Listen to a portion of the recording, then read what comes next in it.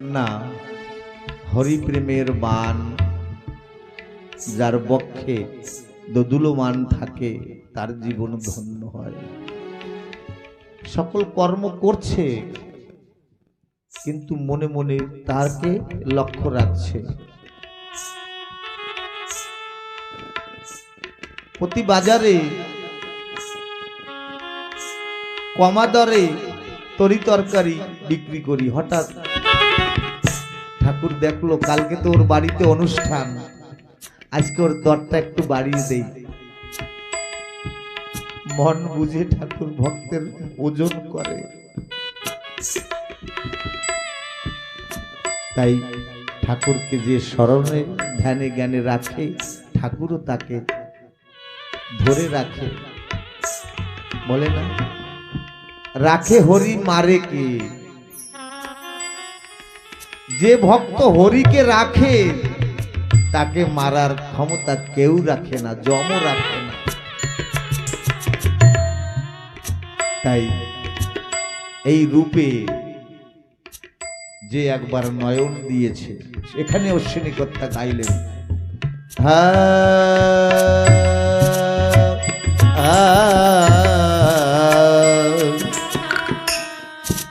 কি দিব তার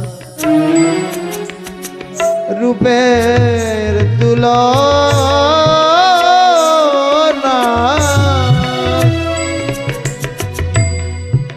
গগনের চাঁদ মলিন হয় রে রূপের জোছনা।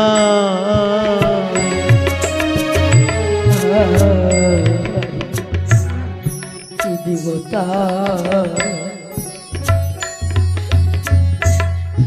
রূপে তুলনা,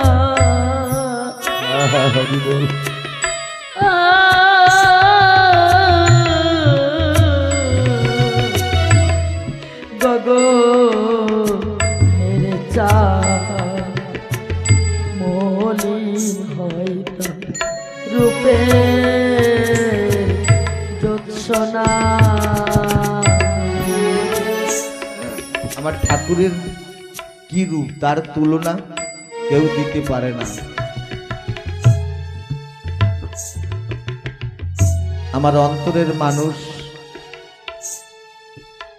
সেদিনকার সূক্ষ্ম আশ্রমে বসে তার সঙ্গে আমি শেষ কীর্তনখানা করেছি। আমি স্বপ্নেও ভাবিনি এমনি করে ছেড়ে যাবে গো আমায় কেন না গেলে বলিয়া। সুকমায় হরিগুরু মণিচাঁদ আশ্রমে বসে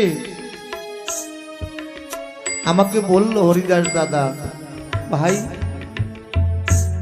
শুনেছি ভক্তের কাছে ভগবান বাধা থাকে, তুমি তো গোপাল ভক্ত, হরিচাঁদ ঠাকুরের ভক্ত, তুমি আমার হয়ে সকল ভক্তের কাছে একটু কৃপা ভিক্ষা করো। আমি তানার আদেশটা পালন করছি মাত্র।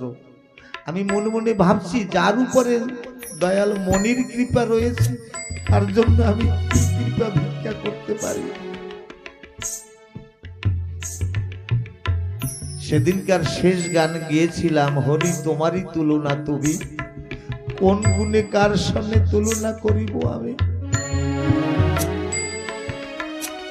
দু ভাই মিলে ওই শেষ গানটা গিয়েছি, আর এহ জীবনে আর একসঙ্গে কীর্তন আর করতে পারবো না। আমিও যেদিন লীলা খেলা শেষ করে ওই দেশে যাব, যদি গুরুর কৃপায় তার সান্নিধ্য পাই সেখানে গিয়ে আবার দু ভাই মিলে কীর্তন করব।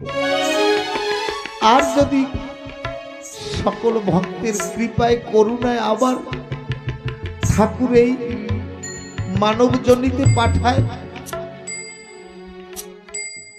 যেন হরিভক্ত করে পাঠায়, হরিভক্ত এসে হরি ভয়ে এসে হরিভক্তের কাছে বসে আবার যেন সেই কীর্তন আমরা করতে পারি। তাই অশ্বিনী ঘোষ এখানে লিখলেন, কি কি দিব তার রূপের তুলনা, গগনের চাঁদ মলিন হয় হেরে রূপের জ্যোৎস্না। ও এবার পুরা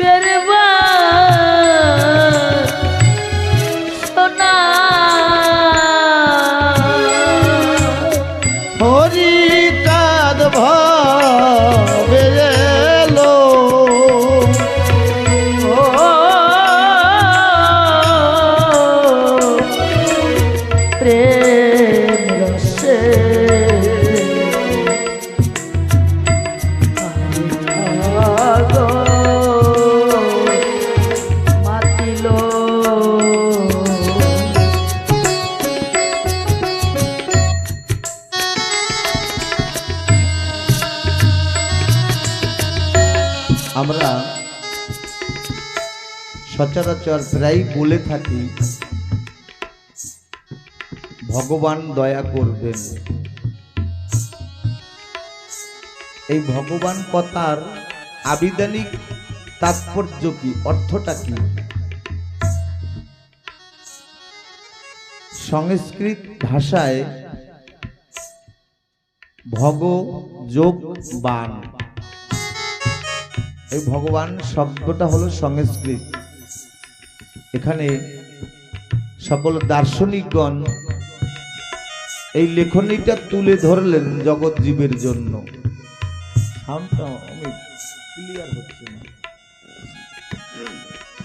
ভগ মানে ঐশ্বর্য। এই ঐশ্বর্য কি? যেমন জ্ঞান, শক্তি, সৌন্দর্য, খ্যাতি, বৈরাগ্য আর সম্পদ।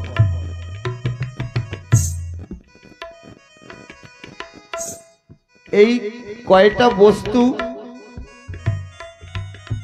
এ হলো ভগ। ভগর মধ্যে, ভগ শব্দের আওতার মধ্যে পড়ে জ্ঞান, শক্তি, সৌন্দর্য, খ্যাতি, বৈরাগ্য আর সম্পদ। আর বান, ভগ যোগ বান। বান মানে হলো যিনি এইগুলোকে ধারণ করে, মানে ধরে রাখে।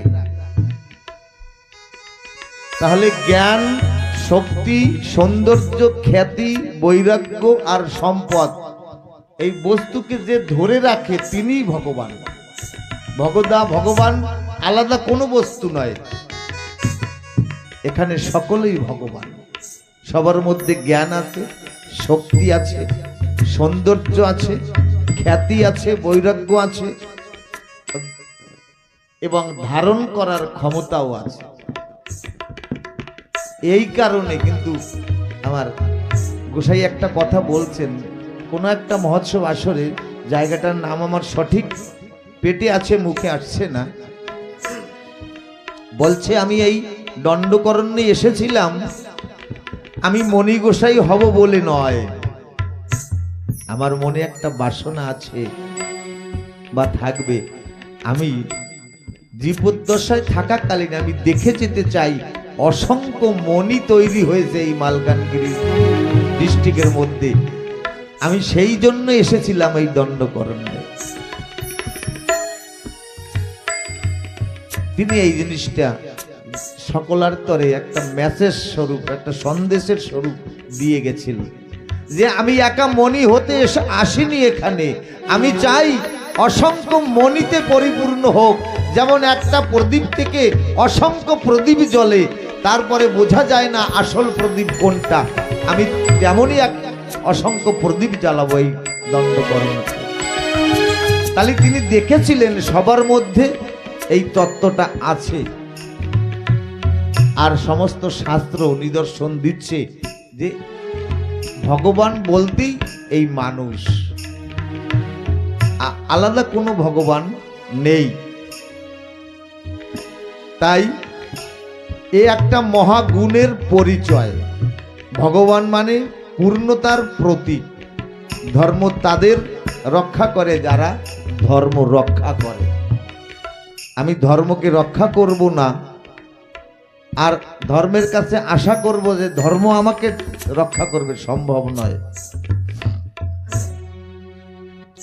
তাই মহাজন বললেন, কলিকালে ধর্ম শুধু হরি সংকীর্তন, যোগ জপ তপে নাহি প্রয়োজন, খালি হরি নাম। সাধন ভজন যোগ জাগে যেই ফল, হরিনাম সংকীর্তনে মিলিবে সকল। তাই জেনে বুঝে আমাদের কিন্তু শিখিয়েছে হরিনাম করো। কোথাও মহোৎসব হলে অখণ্ড হরিনাম সন্ধ্যা লগন থেকে ভোর পর্যন্ত। মানুষ যখন জাগে তখনই তার জীবনে সকাল হয়। মন রে এই সকালে ধরো পারি, সাধু মহাজন বহর ধরি, তবে অনায়াসে উঠবে পারি, জলের বাড়ি লাগবে না আর। তাই সন্ধ্যা থেকে সকাল পর্যন্ত হরিনাম করতে করতে করতে করতে মনের মধ্যে যে শার্দুল থাকে, কাম কামনা বিষয় বাসনা লোভ ক্রোধ সকল একমুখী হয়ে যায় হরিনাম করতে করতে। গুরুচাঁদ ঠাকুর অশ্বিনীকে বলছে, অশ্বিনী তুই সদা আমার বাবার নাম নিয়ে হরি বল হরিচাঁদ বলে চোখের জলে ভাসিস, তোর মধ্যে কি রিপুগণ নয়? রিপুর তাড়না তোকে আক্রমণ করে না? অশ্বিনী কথা বলছে, তখন কলম ধরে একটা গান লিখলেন। বলছে, কে বলে রিপু 6 জন? গুরুচাঁদ ঠাকুরকে বলছে, অবাক, কে বলছে রিপু 6 জন? তারা তো গুরু সেবার মূল মহাজন। তাই এই সন্ধ্যা লগন থেকে হরিনাম করতে করতে ওই যে 6 জন আমার বিরোধী, তারা আমার সঙ্গী হয়ে যায়। যখন ভোর বেলাতে ধ্বনি দেয়, কীর্তন বিশ্রাম করার ধ্বনি দেয়, প্রভাতী গাবে, তখন ওই 6 জন ভিতর থেকে কেঁদে কেঁদে শুধায়, আর কিছু সময় হরিনাম করো। এই না সবে আমরা জেগেছি, আমাদের জীবনে এই না সবে প্রভাত হয়েছে, সকাল হয়েছে, এই না প্রথম সাধু সঙ্গের স্পর্শ পেয়েছি। সাধু সঙ্গেতে প্রাণ জুড়ায় রে ভাই, শীতল করে তাপিত অঙ্গ, ক্ষণেক মাত্র নিলে সঙ্গ। ওই রিপুগণ ডেকে বলছে, এই না সঙ্গ পেয়েছি ক্ষণেক, আর কিছু সময় হরিনাম করো। তাই এই হরিনাম সংকীর্তন হলো কলিযুগের সকল থেকে প্রধান। গৃহ আশ্রমে গৃহ ধর্ম পালে ঋণী, বিশ্বের সকল ধর্ম তার কাছে ঋণী। আজকে আমরা সকলে ঋণী এই গৃহকর্তার কাছে। আমি আমার একই মায়ের উদরে জন্মগ্রহণ করেছি। আমার দাদা আমাকে কোনোদিন হাত ধরে ডেকে নিবে না যে চল ভাই একটু সাধুর দরবার করে আসি, একটু হরিনাম করে আসি। কিন্তু আমার এই 100 জনমের ভাই আমাকে ডেকে হরিনাম শ্রবণ করার অধিকার দিয়েছে। আমার শান্তিমা সেদিন গোলক পাগলকে বলেছিল না, গোলক রে এই করঙ্গের হার তোর গলে দিলাম, আর একটা সংবিধান তোর হৃদয়ে ক্ষত করে দিলাম। কি সংবিধান মা? বলে সংবিধানটাই দিলাম, বিশুদ্ধ করঙ্গের হার দেখবি যার গলে দোলে, 100 জনমের ভাই বলে নিবি তারে কোলে। আজকে এই গৃহকর্তা পিতা আমাকে শত জন্মের ভাই মনে করে ডেকেছে, দূর দিগন্ত থেকে সকল জাতি ধর্ম বর্ণ নির্বিশেষ সকলকে ডেকেছে, বলছে তোমরা এসো, এসে সকলেই একই সাথে সমস্বরে হরিনাম করো। হরিনাম করতে করতে এর মধ্যে কোনো ভক্তের ডাক আমার দয়াল হরিচাঁদের কাছে পৌঁছে যাবে, আর আমরা সকলে হরিচাঁদের চরণের ডাক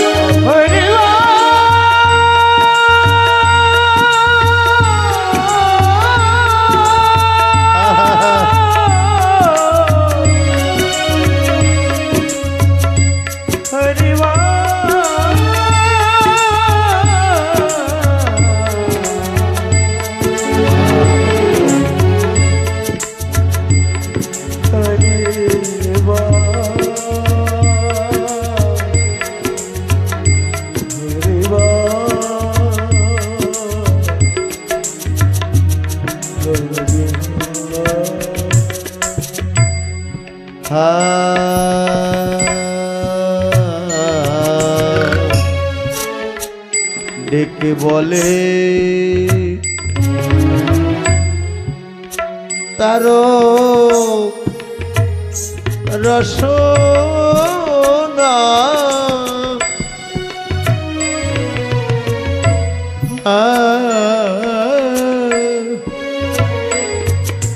আমার মনের মানুষ হরিচাঁদ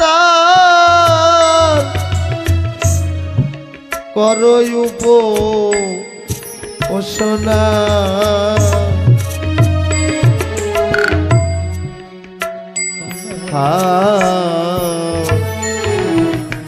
ডেকে বলে তারো রসনা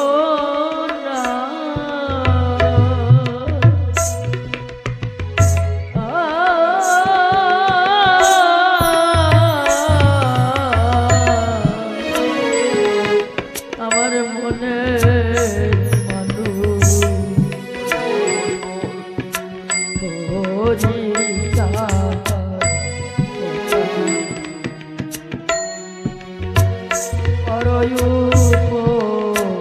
সোনা দয়াল মহা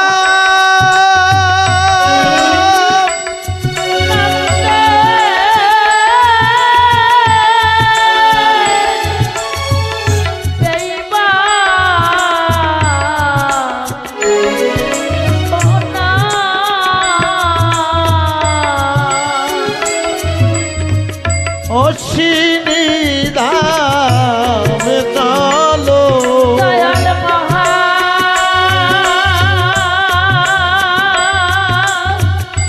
আনন্দে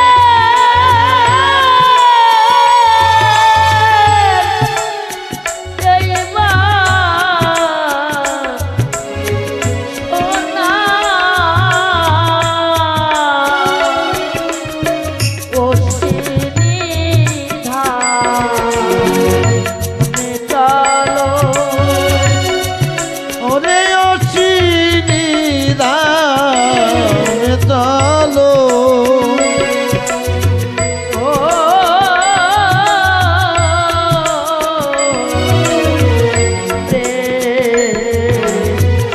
রসে জগ মাতালো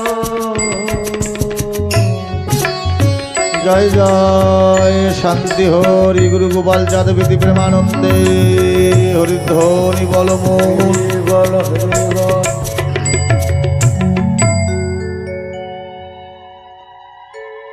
জয় হরিচাঁদ, জয় গুরুচাঁদ।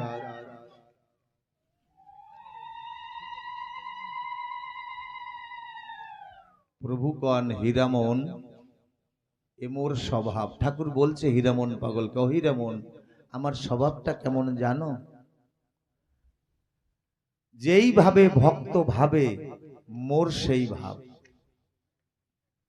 প্রভুগণ হীরামন এ মোর স্বভাব, যেই ভাবে ভক্ত ভাবে এই মোর স্বভাব। ঠাকুর বলছে আমার নিজস্ব কোনো মতবাদ নেই, ভক্ত আমাকে যেভাবে কল্পনা করবে, যেভাবে ভাববে, আমি তদ্রূপ হয়ে যাব। ঠাকুর বলছেন তোমাদের সকল কিছু আছে, মাতা আছে, পিতা আছে, ভগ্নী আছে, ভ্রাতা আছে, কন্যা, আত্মীয় স্বজন, মান সম্মান, বিষয় বৈভব, টাকা পয়সা, গাড়ি বাড়ি, নারী, কি নাই তোমাদের, সকল কিছু আছে। কিন্তু জানো আমার জগতে কিচ্ছু নাই, এই ভক্ত ভিন্ন, ভক্তই আমার সকল কিছু। তাই ভক্তকে যুগে যুগে ঠাকুর প্রাধান্যতা দিয়েছে। কেমন? প্রথমে ভক্ত, তারপরে ভক্তের ভক্তি, তারপরে ভগবান। তাই যুগে যুগে ঠাকুর এই ভক্তকে এই প্রাধান্যতা দিয়েছে। কত বৈষ্ণব কবিগণ গেয়ে থাকেন না, ভক্ত আমার মাতা পিতা, ভক্ত আমার গুরু। তাই ঠাকুর বলছে হীরামনকে, ভক্ততে আমাতে তুমি জানিবে অভিন্ন। ভক্তের মধ্যে আমার মধ্যে অভিন্নতা, আলাদা কিছু নয়। ভক্ত মান্য হলে তাতে আমি হই মান্য। কোন ভক্ত যদি কোন ভক্তকে মান্যতা দেয়, বলছে না হরি হতে হরি ভক্ত সেবা। ঠাকুর বলছে ভক্ত মান্য হলে তাতে আমি হই মান্য। কোন এক মহাজন লিখেছে, আমার হরিকে যে ভালোবাসে তার মতো আর বান্ধব নাই, আমার মনে বলে তাকে পেলে নয়ন জলে তার চরণ ধোয়ায়। ঠাকুর বলছে আমাকে সাধন ভজন করতে হবে না, যে ভক্ত আমাকে ভালোবাসে তার সেবা করলেই আমি সন্তুষ্ট। ভক্ত যাতে সুখী হয় তাতে সুখী আমি, ভক্ত মোরে জানে তাই আমি অন্তর যাবে। আজকে ভক্ত যদি না থাকতো জগতে, এই গুরু মহিমা হরিলীলা কে প্রকাশ করত? এই ভক্তের কৃপায়। তাই অধিক কি কব আমি, ভক্তেরও জীবন, যথা ভক্ত তথা আমি সত্য নিরূপণ। যে করে হরির চিন্তা, তার যত ভার নিজ স্কন্দে লয়, হরি জগত ঈশ্বর।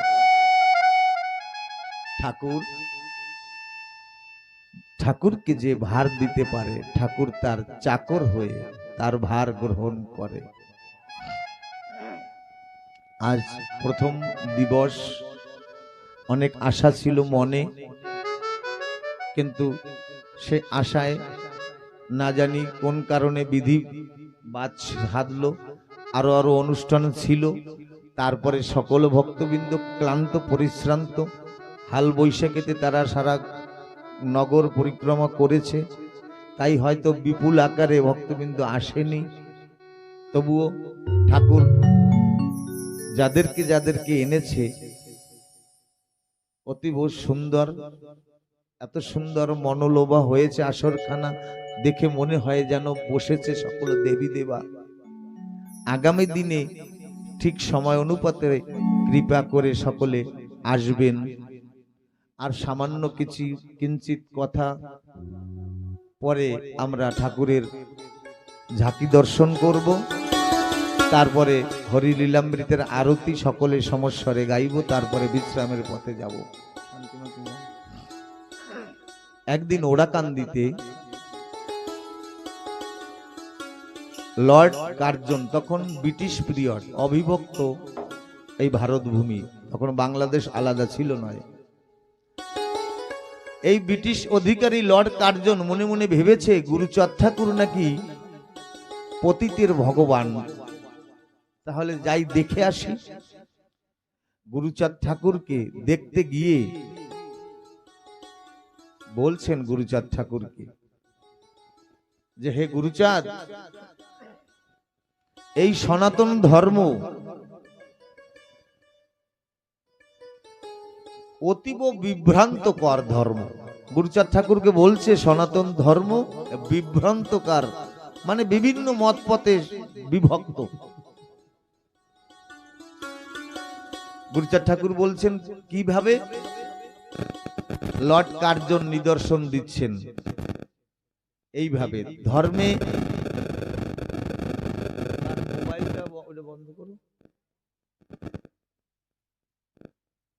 যেমন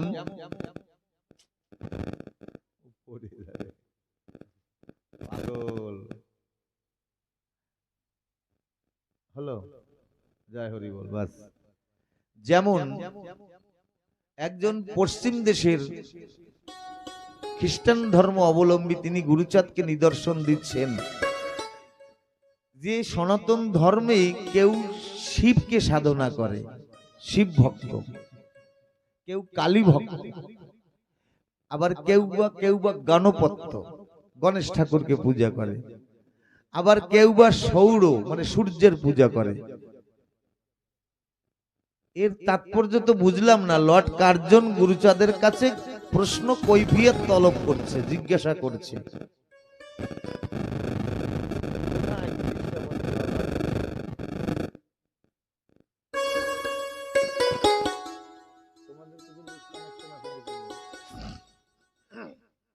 গুরুচাঁদ ঠাকুর লর্ড কার্জনকে বলছেন আপনার গলায়, এই প্রশ্নটা শুধু লর্ড কার্জনের জন্য না, আমাদের জন্য, জগৎবাসীর জন্য। আমরা যে ভিন্ন ভিন্ন ভাবছি, হরিচাঁদ ঠাকুর আলাদা, গৌরচাঁদ আলাদা, কৃষ্ণ আলাদা, রাম আলাদা, এই যে ভিন্ন ভিন্ন ভাব দ্বারা যার যার মতে চলছি, যার যার ভাষায় বলছি। নকুল বিশ্বাস একটা গানের পদ দিয়েছে না, আমরা রক্তের দাবি শক্ত করে কেউ ধরি না কারো ধার।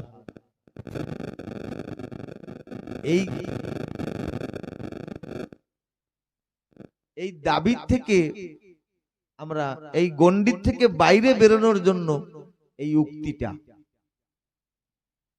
তাই গুরুচাঁদ ঠাকুর ওই লর্ড কার্জনকে বলছে যে হে পশ্চিম দেশের ব্রিটিশ অধিকারী, আপনার সর্ব অঙ্গে যে স্বর্ণ অলংকার আছে, যেমন হাতে আংটি, গলায় চেন, হাতে ব্রেসলেট, বিভিন্ন কোয়ালিটির থাকে তো আভূষণ সোনার, যেমন মায়েদেরও থাকে কর্ণে, গলায়, নাকে। এইবার গুরুচাঁদ ঠাকুর ওই কার্জন সাহেবকে বলছে সকল এই অলংকার খুলে আপনি যদি এক জায়গায় আগুনে ভস্মীভূত করেন বা পোড়ান, তাহলে পরিশিষ্ট কি থাকবে? সকল ডিজাইনের অলংকার যদি এক জায়গায় আগুনে পোড়ান হয়, কি থাকবে? মায়েরা বলো, কি থাকবে? সোনাই তো থাকবে। আমরা সুন্দর সুন্দর নলক্কা হার, কানের দুল, কত ডিজাইনের, সব যদি পোড়ানো হয় আগুনে, কি হবে? একটা সোনায় পরিণত হবে। তাই গুরুচাঁদ ঠাকুর কার্জনের দ্বারা সমস্ত জীবকুলকে শিখাচ্ছে যে সনাতন ধর্মে যে যে মত পথে থাকি না কেন, যে মতে আমরা বলি না কেন, সব মতের গোড়া কিন্তু এক জায়গায়। যেমন সোনা পোড়ালে সোনাই পরিশিষ্ট থাকে, তেমন শিব, কালী, দুর্গা, মনসা, সরস্বতী, হয় কৃষ্ণ, গৌর সব একত্রিত করলেই আবার হরি হয়ে যায়। তাই যেমন সোনা তত্ত্ব, তেমনি আমাদের এই সনাতন ধর্মের তত্ত্বটা। কিন্তু দুঃখের বিষয়, গুরুচাঁদ ঠাকুর অতীব কষ্টের সহিত বুঝে কার্জনকে বলেছে, কার্জনকে ইঙ্গিত করে সমগ্র জীবকুলকে বলেছে যে কার্জন সাহেব, আয়না মুছে কি লাভ? আয়না মুছে কি লাভ? চোখেই আমার ময়লা। অতি সহজে পেয়েছি, তাই হীরাকে ভাবছি কয়লা। আমরা আয়না সাফ করি নিজেকে দেখানোর জন্য, দেখার জন্য, কিন্তু লাভ কি? আয়না সাফ করে আমার চোখেই তো, আমার দৃষ্টিতে তো ময়লা পড়ে আছে। আমরা শ্রীকৃষ্ণের হাতে যে দর্শন চক্রটা দেখি, ওটা কি? ভাবুকজন কি বলছে? বিশ্বের সকল দার্শনিকগণ কি বলছে? ওটা অস্ত্র নয়, সুদর্শন। যার নয়ন, যার দৃষ্টি একবার ভালো হয়ে যায়, সে মন্দ কিছু দেখে না এই বিশ্ব বসুধায়। তাই কৃষ্ণ বলছে যদি দর্শন সু করতে পারো, ভালো করতে পারো, তাহলে সকল কিছু ভালো দেখবে। সেখানে আমার অশ্বিনীকর্তা লিখলেন, কি লিখলেন? নয়নেরও মণি হরি, জীবন জাতিকুল। অশ্বিনী গোসাই বললেন এই নয়নের মণি যার একবার হরি হয়ে যায়, সে অনলে অনিলে, গাছে পাতায়, লতায়, ধুলিকণায়, সব জায়গায় হরিময়, হরি দর্শন করতে পারে। তাহলে এহেন দৃষ্টান্ত আমাদের নিয়ে চলতে হবে। তাই বিভিন্ন পথের যাত্রী ছুটি নিজ রথে, মিলিত হইতে হবে একই মহাপথে। একদিন আমরা সকলে এই দ্বন্দ্ব ভুলে এক জায়গায় গিয়ে কিন্তু আবার আমরা এমনি ভাবে দেখা হবে। তাই যথা হতে সৃষ্টি হতে নেমেছি ধরায়, পুষ্প তথা পুণ্য তথা ভিড়ে যেতে মন যেন চায়। ধর্মতত্ত্ব নহে ভুল, প্রণালীটা হলো ভুল। প্রণালী বিভিন্ন কায়দায় নিয়মে, ধর্ম তত্ত্ব ভুল নহে, প্রণালীতে ভুল। প্রণালী তো শাখা মাত্র, ধর্ম কিন্তু মূল। আমরা যে মত পথেই থাকি না কেন, যেখানেই থাকি না কেন, আমরা কিন্তু সকলে এক পথের পথিক। এক মূল তত্ত্ব রহে সর্বধর্ম মাঝে, প্রণালী পৃথক শুধু রীতি নীতি কাজে। মতুয়ারা মহোৎসব একভাবে করে, ঠাকুরকে প্রসাদ দিয়ে পর্দা লাগায় না। বৈষ্ণব মহাজনরা তারা ঠাকুরকে প্রসাদ ভোগ লাগিয়ে তারা আড়াল করে, কিন্তু মূলত বস্তু তো এক, ঠাকুর সেবা করছে, আমরাও দরজা দেই না, ঠাকুর সেবা করছে, তত্ত্ব কিন্তু এক। তাই রীতিনীতি কাজে সর্বতত্ত্ব মূলে, এক তত্ত্ব জানো সার, যথা ধর্ম তথা জয়, কথা নাহি আর। যেখানে ধর্ম সেখানেই জয় হবে, নয়তো আর কোনো পথে আমাদের জয় লাভ করা সম্ভব নয়।